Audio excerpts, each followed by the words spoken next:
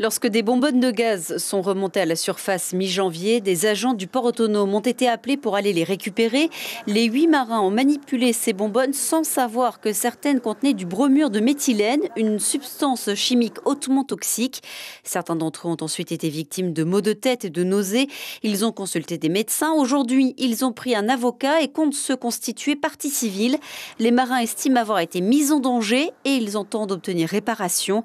Ces agents du port autonome peuvent en effet se manifester auprès du juge d'instruction qui poursuit l'enquête.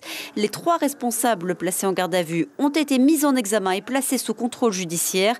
On leur reproche d'avoir violé le code de l'environnement.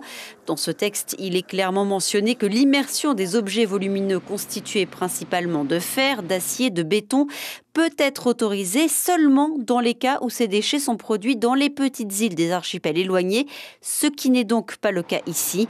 Des sanctions administratives seront aussi prises, annonce le ministre de l'Environnement, et il affirme qu'il faut changer les procédures. Il faut que l'on ait accès, par exemple, c'est des choses très simples, il faut que nos équipes de la DIREN puissent avoir accès à la zone sous douane, ne serait-ce pour vérifier le bateau avant qu'il soit détruit, ce qui n'est pas le cas encore aujourd'hui.